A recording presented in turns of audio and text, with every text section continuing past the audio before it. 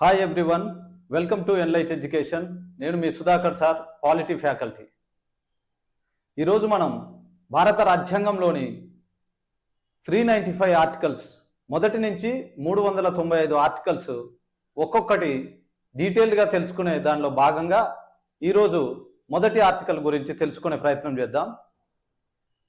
ముఖ్యంగా ఈ సెషను యూపీఎస్సీకి కానీ లేదా స్టేట్ టీజీపీఎస్సీ, ఏపీపీఎస్సీకి ప్రిపేర్ అయ్యే గ్రూప్స్ అభ్యర్థులకు, ఇతర కాంపిటేటివ్ ఎగ్జామ్స్ అంటే ఎన్టీపీసీ కానీ, ఆర్ఆర్బీ కానీ, ఎస్ఐ, కానిస్టేబుల్ అన్నిట్లో కూడా పాలిటీ అన్నది చాలా ఇంపార్టెంట్ సబ్జెక్ట్గా ఉంది. సో పాలిటీలో చాలా స్కోర్ చేయగలిగితే ఉద్యోగం ఖచ్చితంగా వస్తుందన్న నమ్మకం ఉంది. కాబట్టి సో అభ్యర్థులు కూడా చాలామంది సార్ పాలిటీలో చాలా డౌట్స్ ఉన్నాయి, ఏ విధంగా ఒక్కొక్క ఆర్టికల్ వైజ్గా తెలుసుకునే ప్రయత్నం చేద్దాం. సో దానిలో భాగంగా మొదటి ఆర్టికల్ గురించి ఈరోజు డీటెయిల్గా తెలుసుకునే ప్రయత్నం చేద్దాం. మొదటి ఆర్టికల్ గురించి తెలుసుకోక ముందు అసలు భారత రాజ్యాంగం గురించి కొంచెం బేసిక్ ఇన్ఫర్మేషన్ అనేది తెలుసుకునే ప్రయత్నం చేద్దాం. ఎందుకనంటే అన్ని కాంపిటేటివ్ ఎగ్జామ్స్లో కూడా ఎక్కువగా ఫ్రీక్వెంట్గా అడిగే క్వశ్చన్స్ ఏంటంటే భారత రాజ్యాంగంలో ఎన్ని పార్ట్స్ ఉన్నాయి, ఎన్ని షెడ్యూల్స్ ఉన్నాయి, ఎన్ని ఆర్టికల్స్ ఉన్నాయి, భారత రాజ్యాంగం ఎప్పుడు అమల్లోకి వచ్చింది, భారత రాజ్యాంగాన్ని ఎప్పుడు ఆమోదించుకోవడం జరిగిందనే బేసిక్ ఇన్ఫర్మేషన్ క్వశ్చన్స్ అన్నవి ఫ్రీక్వెంట్గా రెగ్యులర్గా ప్రతి ఒక్క ఎగ్జామ్లో రావడం జరుగుతుంది. సో దాని గురించి మనం కొన్ని బేసిక్ ఇన్ఫర్మేషన్ అన్నది ప్రతి ఒక్క ఆర్టికల్ ప్రతిరోజు రెగ్యులర్గా ఈచ్ వన్ ఆర్టికల్ డిస్కస్ చేసే ముందు ఈ రివిజన్ పాయింట్ ఆఫ్ వ్యూలో కొంచెం బేసిక్ ఇన్ఫర్మేషన్ అన్నది మనం రివిజన్ చేసుకునే ప్రయత్నం చేద్దాం. సో అసలు భారత రాజ్యాంగం ఎప్పుడు అమల్లోకి రావడం జరిగింది మీ అందరికీ తెలిసిన విషయమే. ఆగస్టు 15, 1947లో భారతదేశానికి స్వాతంత్రం వస్తే 1950 26 జనవరి ఆ రోజు భారత రాజ్యాంగం అమల్లోకి రావడం జరిగింది. సో దీనిని మనం గణతంత్ర దినోత్సవంగా అంటే రిపబ్లిక్ డేగా జరుపుకుంటాం. అంటే ఫ్లాగ్ హోస్టింగ్, జెండా వందనం అనేది 2 సార్లు చేస్తాం. ఒకటి ఆగస్టు 15 స్వాతంత్ర దినోత్సవం నాడు, రెండవది భారత రాజ్యాంగం అమల్లోకి వచ్చిన నాడు అంటే 26 జనవరి 1950 నుంచి చేసుకోవడం జరుగుతుంది. సో మరి భారత రాజ్యాంగం ఎప్పుడు అమల్లోకి వచ్చింది అనే దాన్ని చూద్దాం. ఎప్పుడు 26 జనవరి 1950లో భారత రాజ్యాంగం అమల్లోకి వచ్చింది. ఇది అందరికి గుర్తుండే విషయమే, ఎందుకంటే రిపబ్లిక్ డేగా జరుపుకుంటాం కాబట్టి. మరి ఆమోదించుకున్న తేదీ సార్ అని అంటే ఎగ్జాక్ట్లీ 2 months బిఫోర్, అంటే ఈ డేట్కు 2 నెలల ముందు, exactly 2 months before. 2 months before అంటే 26 నవంబర్ 1949లో భారత రాజ్యాంగాన్ని ఆమోదించుకోవడం జరిగింది. సో మరి భారత రాజ్యాంగ నిర్మాతలు భారత రాజ్యాంగాన్ని దేశ ప్రజల అవసరాలకు అనుగుణంగా, భవిష్యత్తులో మారుతున్న పరిస్థితులకు అనుగుణంగా సవరించుకోవడానికి అంటే మోడిఫై చేసుకోవడానికి భారత రాజ్యాంగంలో ఆర్టికల్ 368 అనే ఒక ఆర్టికల్ని పొందుపరచడం జరిగింది. ఈ ఆర్టికల్ 368 368 అనే ఆర్టికల్ భారత రాజ్యాంగాన్ని సవరించుకోవడానికి అంటే ఫ్యూచర్లో పరిస్థితులకు అనుగుణంగా కానీ, ప్రజలకు అనుగుణంగా కానీ, దేశ ఆకాంక్షలకు అనుగుణంగా భారత రాజ్యాంగాన్ని సవరించుకునే వెసులుబాటు కల్పించడం జరిగింది 368వ ఆర్టికల్తో. ఇక్కడ భారత రాజ్యాంగాన్ని సవరించుకునే ఆర్టికల్ ఏది? ఆర్టికల్ 368. గుర్తుంచుకునే ప్రయత్నం చేయండి. 368 368 369 అనుకుంటాగా, 368 భారత రాజ్యాంగాన్ని సవరించే ఆర్టికల్. ఈ ఆర్టికల్ అంత సిగ్నిఫికెన్స్ ఏం సార్, అంత ఇంపార్టెంట్ ఏం సార్ అని అంటే భారత రాజ్యాంగంలో ఉన్న అంటే భారత రాజ్యాంగం ఆమోదించుకునే నాటికి లేదా అమల్లోకి వచ్చే నాటికి భారత రాజ్యాంగంలో 395 ఆర్టికల్స్ ఉన్నాయి. భారత రాజ్యాంగంలో ఆర్టికల్ 1, ఆర్టికల్ 2, ఆర్టికల్ 394, ఆర్టికల్ 395 అని నెంబర్ ఆర్టికల్స్ 395 ఉండడం జరిగింది. సో దాని తర్వాత మనం భారత రాజ్యాంగాన్ని 368 అంటే ఆర్టికల్ 368 యూజ్ చేసి ఇప్పటి వరకు 106 సార్లు సవరించడం జరిగింది. 1951లో అంటే 1951లోనే మొదటిసారిగా భారత రాజ్యాంగాన్ని సవరించుకున్నప్పటికీ 2023 అంటే 2023లో 106వ రాజ్యాంగ సవరణ 106th కాన్స్టిట్యూషనల్ అమెండ్మెంట్ యాక్ట్ 106వ రాజ్యాంగ సవరణ వరకు 106 సార్లు భారత రాజ్యాంగాన్ని సవరించుకోవడం జరిగింది. రీసెంట్ గా వచ్చిన 106వ రాజ్యాంగ సవరణ 1/3 సీట్స్ అంటే 1/3 వంతు సీట్లని లోక్సభలో కానీ రాష్ట్ర శాసనసభల్లో మరియు అదేవిధంగా నేషనల్ క్యాపిటల్ టెరిటరీ ఆఫ్ ఢిల్లీలోని రాష్ట్ర శాసనసభలో మహిళలకు 1/3 వంతు సీట్లను కేటాయించడం జరుగుతుంది. సో అది 106వ రాజ్యాంగ సవరణ తెలియజేస్తుంది. మరి ఆర్టికల్ 368ని యూజ్ చేసుకొని ఇప్పటి వరకు 106 సార్లు రాజ్యాంగాన్ని సవరించుకున్నాం అని చెప్పినాం. సో దానిలో ఏం చేశామంటే భారత రాజ్యాంగంలో ఉన్న 395 ఆర్టికల్లో 20 ఆర్టికల్స్ ని తొలగించడం జరిగింది, అంటే తీసివేయడం జరిగింది. దాన్ని రిపీల్డ్ అంటారు, అంటే తొలగించబడింది. 395 ఆర్టికల్స్ లో 20 ఆర్టికల్స్ ఈ భారత రాజ్యాంగాన్ని సవరించే ఆర్టికల్ 368 ద్వారా తొలగించడం జరిగింది. దాని తర్వాత ఇప్పటి వరకు అంటే 106వ రాజ్యాంగ సవరణ వరకు 95 ఆర్టికల్స్ ని యాడ్ చేయడం జరిగింది. అంటే భారత రాజ్యాంగానికి ఆర్టికల్స్ ని 95 ఆర్టికల్స్ ని కలపడం చేర్చడం జరిగింది.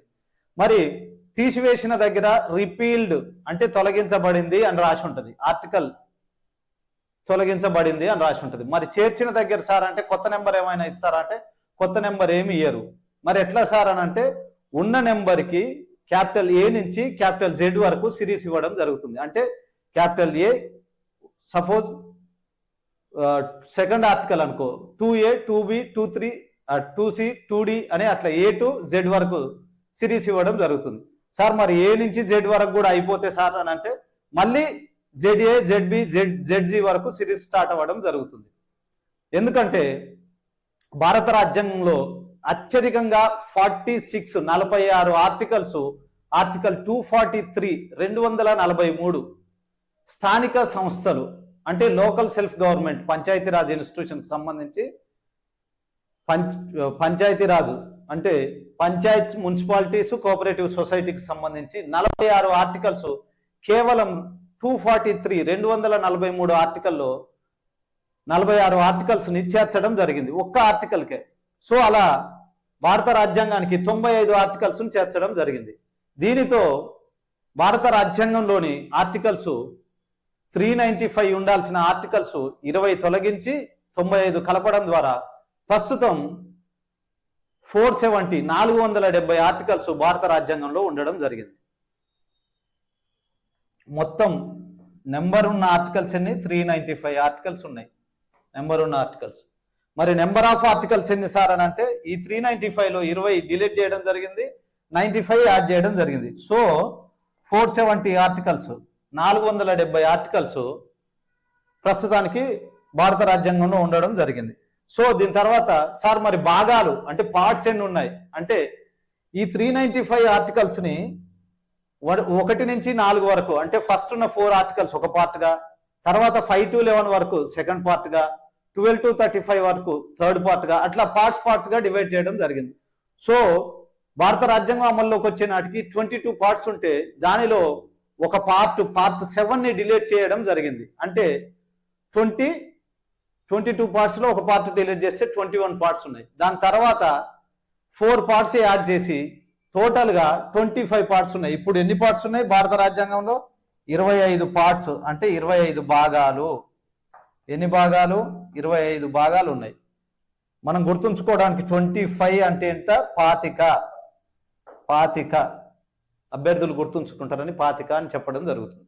సో షెడ్యూల్స్ భారత రాజ్యాంగంలో ఎన్ని షెడ్యూల్స్ ఉన్నాయి సార్ అని అంటే ప్రారంభంలో 8 షెడ్యూల్స్ ఉన్నాయి, కానీ ఇప్పుడు 12 షెడ్యూల్స్ ఉన్నాయి. ప్రస్తుతానికి ఎన్ని షెడ్యూల్స్ 12 షెడ్యూల్స్. సో గుర్తుంచుకోవడానికి ఒక డజన్ షెడ్యూల్స్, డజన్ అంటేనే 12 కాబట్టి ఒక డజన్ షెడ్యూల్స్ 12 షెడ్యూల్స్ ఉన్నాయి డజన్. అలాగే భారత రాజ్యాంగంలో ప్రియాంబుల్ ఆఫ్ ది కాన్స్టిట్యూషన్ అంటే ప్రవేశిక లేదా పీఠిక అన్నది కూడా అంతర్భాగంగా ఉన్నది కాబట్టి ఇప్పుడు భారత రాజ్యాంగంలో ప్రవేశిక లేదా పీఠిక కూడా ఉన్నది. సో ఇది రెగ్యులర్ గా కాంపిటేటివ్ ఎగ్జామ్స్ లో వచ్చే బేసిక్ క్వశ్చన్స్ అన్నట్టు. సో దానికోసం దీన్ని రివిజన్ చేసుకోవాల్సిన అవసరం ఉందని చెప్పడం జరిగింది. సో దీని తర్వాత చూసుకున్నట్లయితే ఆర్టికల్ 1 to 4 ఇప్పుడే చెప్పుకున్నాగా ఆర్టికల్ 1 నుంచి 4 వరకు ఒక పార్ట్ గా ఫస్ట్ పార్ట్ ఫస్ట్ పార్ట్ ఏంటిది 1 to 4 ఆర్టికల్స్. మరి ఫస్ట్ పార్ట్ ఏం తెలియజేస్తుంది సార్ అని అంటే the union and its territory, అంటే యూనియన్ మరియు దాని భూభాగం గురించి తెలియజేస్తుంది. మొదటి ఆర్టికల్, రెండో ఆర్టికల్, మూడో ఆర్టికల్, నాలుగో ఆర్టికల్, ఈ 4 ఆర్టికల్స్ కూడా భారతదేశం యొక్క అంటే భారత యూనియన్ యొక్క, భారతదేశాన్ని యూనియన్ గా చెప్పడం జరిగింది కాబట్టి భారత రాజ్యాంగంలో భారత యూనియన్ యొక్క మరియు దాని భూభాగం గురించి తెలియజేస్తుంది. సో ఆర్టికల్ 1 ఏం తెలియజేస్తుంది సార్ అని అంటే name and territory of the union, అంటే పేరు మరియు యూనియన్ యొక్క భూభాగం గురించి తెలియజేస్తుంది. యూనియన్ యొక్క పేరు మరియు భూభాగం గురించి తెలియజేస్తుంది మొదటి ఆర్టికల్. మరి రెండవ ఆర్టికల్ సార్ అని అంటే భారతదేశంలో కొత్త రాష్ట్రాలను, అంటే ఇండియన్ యూనియన్ లో, భారత యూనియన్ లో కొత్త రాష్ట్రాలను చేర్చుకొనుట లేదా స్థాపించుట గురించి తెలియజేస్తుంది. కానీ ఈ రెండో ఆర్టికల్ కి మూడో ఆర్టికల్ కి ఉన్న తేడా ఏంటంటే, తేడా అభ్యర్థులు మంచిగా గమనించాలి. ఎందుకంటే రెండవ ఆర్టికల్ అనేది భారత భూభాగం, అంటే మన టెరిటరీ కాని భూభాగం భారతదేశంలో భారత యూనియన్ లో విలీనం అవ్వాలనుకుంటే, భారత యూనియన్ లో అడ్మిట్ అవ్వాలనుకుంటే ఆర్టికల్ 2 అంటే మన భారత భూభాగం కాని టెరిటరీ గురించి, భూభాగం గురించి, రాష్ట్రాల గురించి ప్రస్తావన ఎక్కడ ఉంది సార్ అంటే రెండో ఆర్టికల్లో ఉంది. రెండో ఆర్టికల్లో ఏముంది అని అంటే ఫర్ ఎగ్జాంపుల్ నేపాల్ కానీ, బంగ్లాదేశ్ కానీ, భూటాన్ కానీ, శ్రీలంక కానీ, మాల్దీవ్స్ కానీ, ఇట్లాంటి కంట్రీస్, లేకపోతే పక్కనున్న ఏదైనా టెరిటరీ, చిన్న చిన్న టెరిటరీస్ ఇండియన్ యూనియన్ లో సార్ మీ దాంట్లో కలుస్తాం అని అంటే మనం అడ్మిట్ చేసుకుంటానికి ఆర్టికల్ 2 అన్నది, అంటే రెండవ ఆర్టికల్ యూజ్ చేయడం జరుగుతుంది. అంటే భారత యూనియన్ లో కొత్త రాష్ట్రాలను చేర్చుకొనుట లేదా స్థాపించుట, అవి ఒకవేళ రాష్ట్రాలు కాకపోతే వాటిని చేర్చుకొని దాన్ని ఒక రాష్ట్రంగా స్థాపిస్తాం అన్నట్టు, అది ఆర్టికల్ 2 తెలియజేస్తుంది. మరి ఇప్పుడు థర్డ్ ఆర్టికల్ సార్ అని అంటే థర్డ్ ఆర్టికల్ ఏంటంటే ఫార్మేషన్ ఆఫ్ న్యూ స్టేట్స్, అంటే కొత్త రాష్ట్రాలను ఏర్పాటు చేయుట, alteration of areas, boundaries and names of the existing states, అంటే కొత్త రాష్ట్రాలను ఏర్పాటు చేయుట లేదా రాష్ట్రాల యొక్క ప్రాంతాలను కానీ, సరిహద్దులను కానీ, పేరులను కానీ మార్పు చేయుట. మరి ఇది దేనికి సంబంధించింది సార్ అని అంటే భారతదేశంలో ఉన్న రాష్ట్రాలు కానీ, కేంద్రపాలిత ప్రాంతాలు కానీ వాటికి సంబంధించి ఒక రాష్ట్రంగా కొత్త రాష్ట్రాన్ని ఏర్పరచాలన్నా, రెండు రాష్ట్రాలను కలిపి లేదా ఒక రాష్ట్రాన్ని విభజించి లేదా కొన్ని భూభాగాలను, అంటే కొన్ని టెరిటరీలని, కొన్ని రాష్ట్రాల్లోని టెరిటరీలని, కొన్ని ప్రాంతాలని కలిపి ఒక రాష్ట్రంగా ఏర్పడాలంటే మనం ఆర్టికల్ 3 ద్వారా రాష్ట్రాలను ఏర్పాటు చేయడం జరుగుతుంది. లేదా విస్తీర్ణం, అంటే ఏరియాని, విస్తీర్ణాన్ని, స్టేట్ యొక్క విస్తీర్ణాన్ని తగ్గించడం కానీ, పెంచడం కానీ, లేదా రాష్ట్రాల యొక్క పేరు మార్పుకు కానీ సంబంధించి ఏ ఆర్టికల్ తెలియజేస్తుంది సార్ అంటే ఆర్టికల్ 3 మూడో ఆర్టికల్ తెలియజేస్తుంది.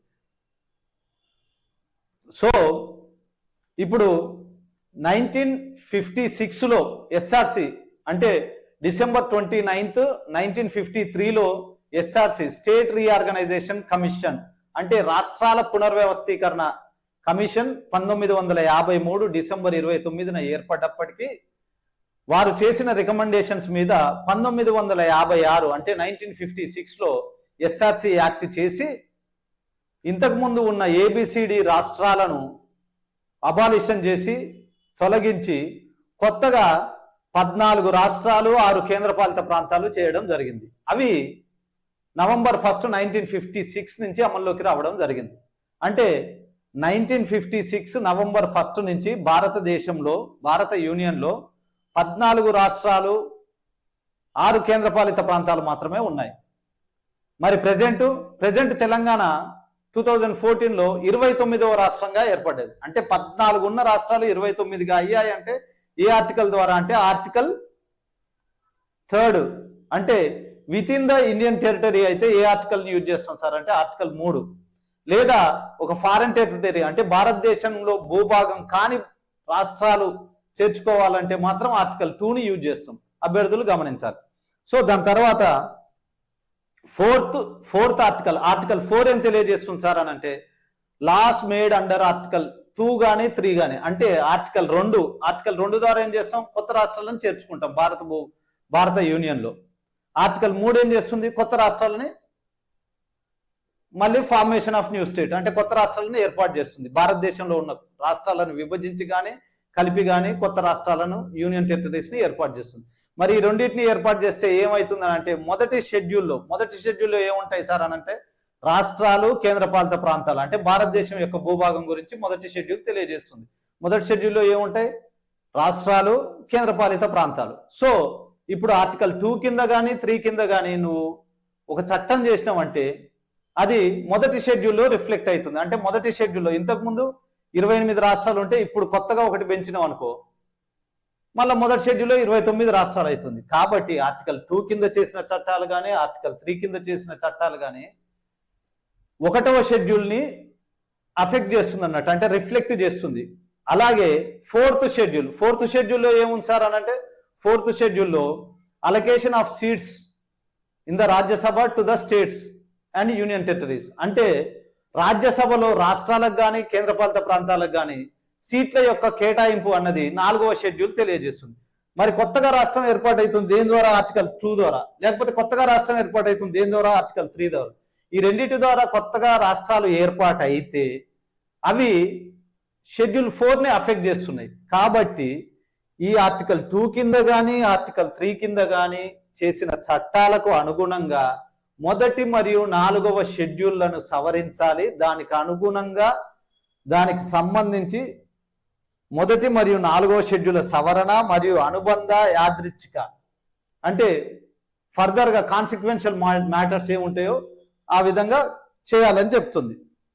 సో ఇప్పుడు మనం మొదటి ఆర్టికల్ గురించి, article 1, the first article of the Indian constitution, మొదటి ఆర్టికల్ గురించి డీటెయిల్గా తెలుసుకునే ప్రయత్నం చేద్దాం. The article 1 of the Indian constitution, name and territory of the union, అంటే పేరు మరియు యూనియన్ యొక్క భూభాగం గురించి తెలియజేస్తుంది. మొదటి ఆర్టికల్ ఏం తెలియజేస్తుంది? దేశం యొక్క పేరు మరియు యూనియన్ యొక్క భూభాగం గురించి తెలియజేస్తుంది. దీనిలో మనం గమనించినట్లయితే 3 అంశాలు దాగున్నాయి. మొదటిది వచ్చేసి నేమ్ అంటే పేరు, రెండవది వచ్చేసి టెరిటరీ అంటే భూభాగం, మూడవది వచ్చేసి ది యూనియన్ అంటే దేశాన్ని యూనియన్ గా చెప్పడం జరిగింది. దేశాన్ని ఎలా చెప్పడం జరిగింది? యూనియన్ గా చెప్పడం జరిగింది. ఇప్పుడు మనం దీనిలో ప్రధానంగా 3 అంశాల గురించి డిస్కషన్ చేయడం జరిగింది. మొదటిది పేరు, రెండవది టెరిటరీ, మూడవది యూనియన్. మొదటగా పేరు గురించి తెలుసుకునే ప్రయత్నం చేద్దాం. పేరు, దేశం యొక్క పేరుని ఏ పేరు పెట్టాలి అంటే నేమ్ ఆఫ్ ది నేషన్, దేశం యొక్క పేరు ఏ పేరు ఉండాలి అని అంటే కాన్స్టిట్యూంట్ అసెంబ్లీలో డిబేట్ జరిగింది. అంటే రాజ్యాంగ పరిషత్లో పేరు గురించి జరిగిన చర్చలో కొంతమంది సభ్యులు సాంప్రదాయక పేరైన భారత్ను సజెస్ట్ చేస్తే ఇంకొంతమంది సభ్యులు మోడర్న్ నేమ్ అయిన ఇండియాని సజెస్ట్ చేశారు. అంటే కొంతమంది సభ్యులేమో ఇండియా అన్నారు, కొంతమంది సభ్యులేమో భారత్ అన్నారు. సో ఏకగ్రీవ తీర్మానం అన్నది పొందలేదు. రాజ్యాంగ పరిషత్తులో పేరుపై జరిగిన చర్చలో ఏకగ్రీవ తీర్మానం పొందలేదు. కాబట్టి రాజ్యాంగ పరిషత్తు 2 పేర్లను కంబైన్డ్ గా తీసుకోవడం జరిగింది. అందుకే మొదటి ఆర్టికల్లోని క్లాజ్ 1లో భారతదేశం యొక్క పేరును ఏ విధంగా చెప్పడం జరిగింది సార్ అని అంటే India that is Bharat, India అనగా భారత్ అని పెట్టడం జరిగింది. సో ఇది మొదటికి సంబంధించి అంటే పేరుకు సంబంధించి ఏం పేరు పెట్టారు సార్ అంటే ఇండియా అన్నదే భారత్ అన్నదే, మరి 2 పేర్లు ఎందుకు పెట్టారు సార్ అని అంటే ఏకగ్రీవ తీర్మానం పొందలేదు. కొంతమంది సభ్యులు ఒక పేరు, కొంతమంది సభ్యులు ఇంకో పేరు చెప్పడంతో సో 2 పేర్లను కలిపి రాజ్యాంగ పరిషత్ అన్నది 2 పేర్లను కలిపి India that is Bharat, India అనగా భారత్ అని చేర్చడం జరిగింది. సో ఇక రెండవ విషయానికి వస్తే యూనియన్, యూనియన్ ఆఫ్ స్టేట్ అంటే India that is Bharat shall be a union of states, India అనగా భారత్ రాష్ట్రాల యొక్క యూనియన్ గా ఉండవలెను అని చెప్పడం జరిగింది. క్లాజ్ 1లో రాష్ట్రాల యొక్క యూనియన్. సార్ మరి ఈ రాష్ట్రాల యొక్క యూనియన్ అంటే ఏంటి సార్ అని యూనియన్ గురించి తెలుసుకునే ప్రయత్నం చేద్దాం. అసలు యూనియన్ అంటే ఏంటి? మరి భారత రాజ్యాంగం యొక్క, భారత రాజకీయ వ్యవస్థ యొక్క స్వభావాన్ని లేదా నేచర్ని గమనించినట్లయితే భారత రాజ్యాంగం ఎట్లా అంటే రాష్ట్రాలు కేంద్రంతోని డివిజన్ ఆఫ్ పవర్స్ అంటే అధికారాల విభజన జరిపి, అంటే union list, state list, concurrent list అంటే కేంద్ర జాబితా, రాష్ట్ర జాబితా, ఉమ్మడి జాబితా అని ఒక్కొక్కరు ఎవరి పరిధిలో వారు పరిపాలన చేస్తున్నారు. దీన్ని ఏమంటారు అంటే కేంద్రం సెంట్రల్ లెవెల్లో కేంద్ర ప్రభుత్వం స్టేట్ లెవెల్లో రాష్ట్ర ప్రభుత్వం ఎవరి పరిధిలో వారు అడ్మినిస్ట్రేషన్ చేసుకునేదాన్ని ఫెడరేషన్ అంటారు, అంటే సమైక్య వ్యవస్థ. ఈ విధానాన్ని ఏమంటారు? ఫెడరేషన్ అంటారు. సమైక్య వ్యవస్థ, సమైక్య వ్యవస్థ అంటారు. సో భారతదేశం ఏ వ్యవస్థను పోలి ఉంది సార్ అని అంటే భారతదేశం ఫెడరేషన్ అన్నట్టు, అంటే సమైక్య వ్యవస్థను పోలి ఉంది ఫెడరేషన్. ఫెడరేషన్ అంటే ఏంటి సార్ అంటే ఆర్టికల్ 246 లో చెప్పిన విధంగా, ఆర్టికల్ 246 ఏం చెప్తుంది? Division of powers between the centre and the state, అంటే కేంద్రం రాష్ట్రాల మధ్య అధికారాల విభజన జరుగుతుంది. కేంద్రం అధికారాల విభజన జరిపి రాష్ట్రాలు కేంద్రంతో అధికారాల విభజన జరిపి ఎవరి స్పేర్లో వాళ్ళు ఆర్టికల్ 246 ప్రకారం సమైక్య వ్యవస్థ అంటారు. సో భారతదేశం సమైక్య వ్యవస్థ అయినప్పటికీ కూడా భారత రాజ్యాంగంలో సమైక్య అన్న పదాన్ని వాడలేదు.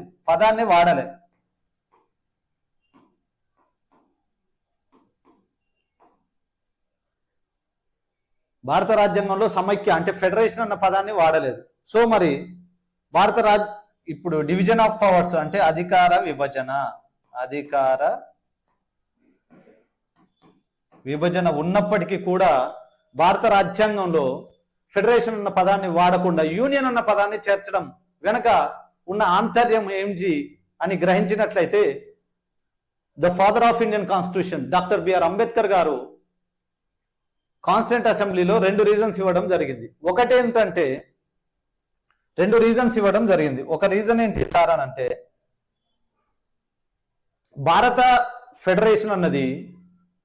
భారత యూనియన్ అన్నది అమెరికన్ ఫెడరేషన్ వలె రాష్ట్రాల మధ్య అంగీకార ఒప్పందం ద్వారా ఏర్పడలేదు. ఇట్ ఈస్ నాట్ అగ్రిమెంట్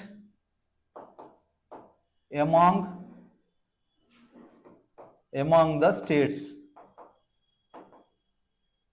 ఏమని చెప్పడం జరిగింది? మొదటిది అంటే రాష్ట్రాల మధ్య అంగీకార ఒప్పందంతో ఏర్పడ్డ యూనియన్ కాదు మనది, అలాంటి ఫెడరేషన్ కాదు. అందువల్ల ఎందుకంటే యుఎస్ఏని చూసుకున్నాం అనుకో, 50 రాష్ట్రాలు కలిసి ఒక యూనియన్ గా ఏర్పడడం జరిగింది. అంటే ఒక ఫెడరేషన్ గా 50 రాష్ట్రాలు ఒక ఫెడరేషన్ గా ఏర్పాటు చేయడం జరిగింది. 50 రాష్ట్రాలు ఇర్రెస్పెక్టివ్ ఆఫ్ దేర్ సైజు, అంటే ఏ రాష్ట్రం కూడా చిన్నగా ఉన్నదాన్ని బట్టి పెద్దగా ఉన్నదాన్ని బట్టి అనకుండా ప్రతి ఒక్క రాష్ట్రానికి కూడా అమెరికా సెనెట్ లో 2 రిప్రజెంటేటివ్స్ ఉంటారు. అంటే 50 రాష్ట్రాలకు ఒక రాష్ట్రానికి 2 చొప్పున 100 మంది సెనెట్ లో 100 మంది సభ్యులు ఉంటారు. అది ఫెడరేషన్. ఇంకొక రీజన్ ఏంటంటే, సెకండ్ రీజన్ ఏంటంటే ఇండియన్ యూనియన్ లో ఉన్న స్టేట్స్ కి సిసీడ్ అయ్యే హక్కు లేదు. అంటే they don't have the right to secede, అంటే రాష్ట్రాలు యూనియన్ నుంచి విడిపోయే హక్కు లేదు అని చెప్పడం జరిగింది. ఏమిటిది? రాష్ట్రాలకు విడిపోయే హక్కు లేదు.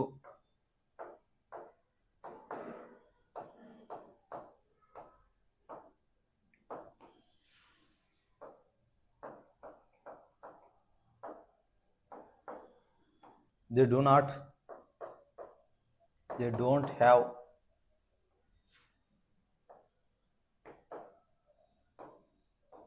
the right to secede.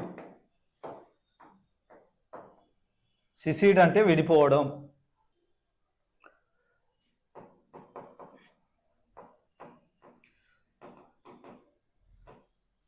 Federation of USA, America federation అన్నది indestructible union with indestructible states, అంటే రాష్ట్రాలు యూనియన్ ని డిస్ట్రక్ట్ చేయలేవు, అలాగే యూనియన్ కూడా రాష్ట్రాలను డిస్ట్రక్ట్ చేయలేదు అన్నట్టు. ఇండిస్ట్రక్టబుల్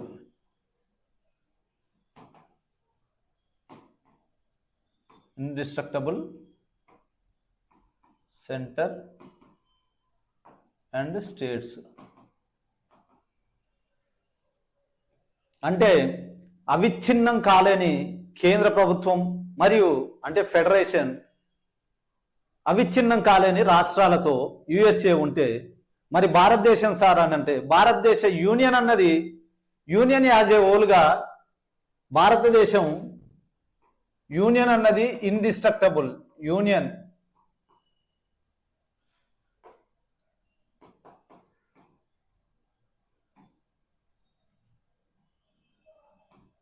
ఇండిస్ట్రక్టబుల్ యూనియన్ అంటే అవిచ్ఛిన్నం కాలేని యూనియన్. దేంతో సార్ అంటే మరి రాష్ట్రాలు సార్ అంటే రాష్ట్రాలు విచ్ఛిన్నం అవుతాయి అంటే డిస్ట్రక్టబుల్ స్టేట్స్. ఇండియన్ యూనియన్ ఏంటిది? డిస్ట్రక్టబుల్ స్టేట్స్ అంటే రాష్ట్రాలు అన్నవి విచ్ఛిన్నం అవుతాయి, కానీ యూనియన్ మాత్రం అవిచ్ఛిన్నంగా అలాగే కొనసాగుతుంది. రాష్ట్రాలకు యూనియన్ నుంచి విడిపోయే హక్కు లేదు. మరి అదే విధంగా చూసుకున్నట్లయితే రాష్ట్రాల యొక్క మనుగడ ఎందుకనంటే పవర్ ఆఫ్ పార్లమెంట్. పార్లమెంటు తన చట్టం ప్రకారం పార్లమెంటుకి ఏం పవర్ ఉందనంటే redraw the political map of India అంటే భారతదేశం యొక్క పొలిటికల్ మ్యాప్ని పార్లమెంటు తన యొక్క విల్లు అంటే తనకు నచ్చిన విధంగా రూపొందించుకోవచ్చు అన్నట్టు. అంటే స్టేట్స్ యొక్క మనుగడకి గ్యారంటీ అన్నది కాన్స్టిట్యూషన్ ఇవ్వలేదు. భారత రాజ్యాంగంలో కేవలం పరిపాలన సౌలభ్యం కోసం మాత్రమే రాష్ట్రాలుగా విభజించుకోవడం జరిగింది. లేకపోతే యాజ్ ఏ హోల్ గా చూసుకున్నట్లయితే దేశం మొత్తం యూనియన్ గా ఉంటుంది అని చెప్పడం జరిగింది.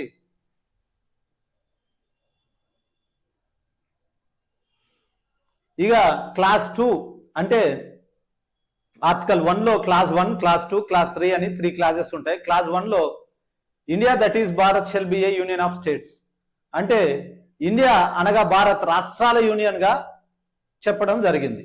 అది క్లాస్ 1. ఇప్పుడు మనం దాని గురించి డిస్కస్ చేసుకున్నాం. సెకండ్ క్లాస్ వచ్చేసి ఏంటంటే రాష్ట్రాలు కానీ కేంద్రపాలిత ప్రాంతాలు కానీ అంటే ఫస్ట్ షెడ్యూల్లో పేర్కొన్న విధంగా ఉండాలి. అంటే భూభాగం అంటే టెరిటరీ అన్నది ఎక్కడ పేర్కొనబడి ఉంటుంది అని అంటే ఫస్ట్ షెడ్యూల్లో పేర్కొనబడి ఉంటుంది. సో క్లాస్ 2 ఏం చెప్తుందంటే ఫస్ట్ షెడ్యూల్ గురించి చెప్తుంది. క్లాస్ 2 చెప్పేది ఏంటి సార్ అంటే ఫస్ట్ షెడ్యూల్ గురించి.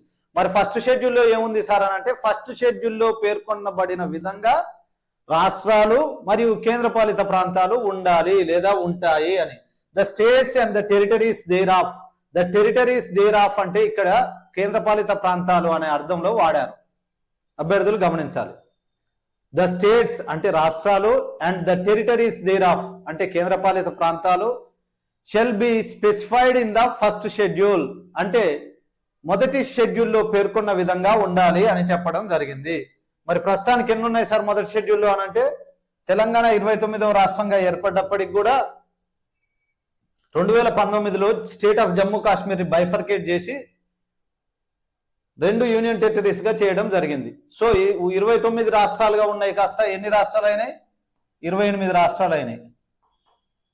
2019లో జమ్మూ కాశ్మీర్ కాస్త 2 కేంద్రపాలిత ప్రాంతాలు. మరి యూటీస్ యూనియన్ టెరిటరీస్ ఎన్ని ఉన్నాయి సార్ అని అంటే 2019లోనే మళ్ళీ ఏం చేశారు? డామన్ డయ్యూ అండ్ దాద్రా నగర్ హవేలీ 2 యూటీలని కలిపి ఒక యూటీ చేయడం ద్వారా యూటీల సంఖ్య 8కి తగ్గింది అన్నట్టు. ప్రస్తుతానికి ఎన్ని ఉన్నాయి సార్ అంటే 28 స్టేట్స్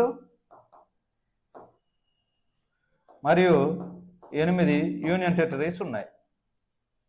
ఇది క్లాస్ 2కు సంబంధించి. ఇక థర్డ్ క్లాస్ మూడో క్లాస్ గురించి చూద్దాం. The territory of India shell comprise అంటే మూడవ క్లాసు దేని గురించి తెలియజేస్తుంది సార్ అని అంటే భారత యొక్క భూభాగం గురించి తెలియజేస్తుంది. టెరిటరీ భారత యొక్క భూభాగం. మరి టెరిటరీ అంటే ఏంటి సార్ అంటే the states, the territories of the states అంటే రాష్ట్రాల యొక్క భూభాగము. The union territories specified in the first schedule అంటే మొదటి షెడ్యూల్లో పేర్కొన్న కేంద్రపాలిత ప్రాంతాలు. And such other territories may be acquired by India అంటే భవిష్యత్తులో భారత్ అర్జించబోయే భూభాగాలను కూడా భారత భూభాగాల కింద పేర్కొనడం జరిగింది. అంటే మూడు అంశాలను భారత భూభాగం అంటే రాష్ట్రాలు వాటి భూభాగము, కేంద్రపాలిత ప్రాంతాలు వాటి భూభాగం. కేంద్రపాలిత ప్రాంతాల గురించి ఎక్కడ పేర్కొనబడింది? ఫస్ట్ షెడ్యూల్లో. ఓకే. థర్డ్ వన్ వచ్చేసి such other territories may be acquired in the future అంటే భారత్ భవిష్యత్తులో ఆర్జించబోయే భూభాగం అంటే యాజ్ ఎ సావరెన్ స్టేట్ గా అంటే సార్వభౌమ రాజ్యంగా భారతదేశం తన భూభాగాన్ని ఇతర దేశానికి ఇవ్వచ్చు లేదా వేరే భూభాగాన్ని ఆక్రమించుకోవచ్చు, తీసుకోవచ్చు అకార్డింగ్ టు ఇంటర్నేషనల్ లాస్. అంతర్జాతీయ చట్టాల ప్రకారం భారతదేశం ఒక సార్వభౌమ దేశంగా భూభాగాన్ని స్వీకరించవచ్చు లేదా భూభాగాన్ని పొందవచ్చు. ఎలా అంటే ఇంటర్నేషనల్ లాస్ ప్రకారం. సో ఆ విధంగా భవిష్యత్తులో భారత్ పొందబోయే భూభాగం కూడా భారత భూభాగంలో అంతర్భాగంగా ఉంటుందని ఆర్టికల్ 1లోని క్లాస్ 3 చెప్పడం జరుగుతుంది. సో ఇదే విధంగా మనం చూసుకున్నట్లయితే అక్వైర్డ్ టెరిటరీస్ క్లాస్ 3లో లాస్ట్ కి చెప్పుకున్న అక్వైర్డ్ టెరిటరీస్ అని అంటే after commencement of the constitution అంటే భారత రాజ్యాంగం అమల్లోకి వచ్చిన తర్వాత భారతదేశం డామన్ డయ్యు, దాద్రా నగర్ హవేరీ, గోవా, పుదుచ్చేరి, సిక్కిం లాంటి రాష్ట్రాలను స్వాధీనం చేసుకోవడం జరిగింది, అంటే అక్వైర్ చేసుకోవడం జరిగింది. ఓకే అండి. ఇంకొక అంశం ఏంటంటే union of India, territory of ఇండియాకి మధ్య తేడాని గమనించే ప్రయత్నం చేద్దాం. యూనియన్ ఆఫ్ ఇండియా అంటే ఆర్టికల్ 1లో క్లాస్ 1లో ఏం చెప్పారు? India that is Bharat shall be a union of states.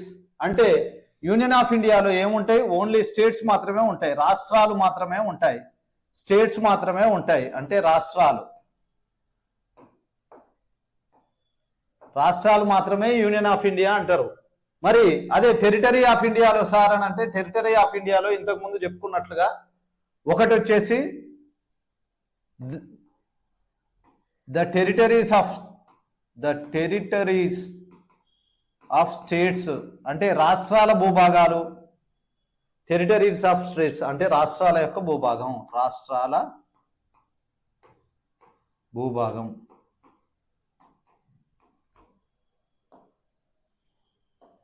Second వచ్చేసి యూటీస్ అంటే union territories mentioned in the first schedule అంటే కేంద్రపాలిత ప్రాంతాలు. ఎక్కడ పేర్కొన్న కేంద్రపాలిత ప్రాంతాలు సార్ అంటే ఫస్ట్ షెడ్యూల్లో పేర్కొనడం జరిగింది.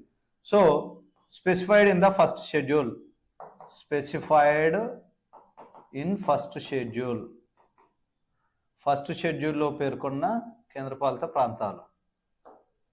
మరి అదే విధంగా అక్వైర్డ్ టెరిటరీస్ అంటే భారత్ భవిష్యత్తులో అక్వైర్డ్ టెరిటరీస్ అంటే భారతదేశం భవిష్యత్తులో ఆర్జించబోయే భూభాగం.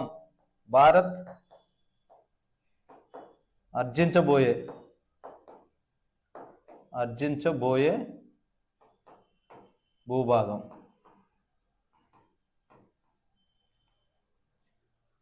So territory of India, union of ఇండియాలో టెరిటరీ ఆఫ్ ఇండియా అన్నది విస్తృత అర్థాన్ని కలిగి ఉంటుంది. ఎందుకనంటే యూనియన్ ఆఫ్ ఇండియాలో కేవలం రాష్ట్రాలు మాత్రమే ఉంటాయి, అదే టెరిటరీ ఆఫ్ ఇండియాలో కేంద్రపాలిత ప్రాంతాలు, రాష్ట్రాలు, కేంద్రపాలిత ప్రాంతాలు, అదేవిధంగా భారతదేశం భవిష్యత్తులో ఆర్జించబోయే భూభాగాలు కూడా ఇందులో భాగంగా ఉంటాయి టెరిటరీ ఆఫ్ ఇండియాలో.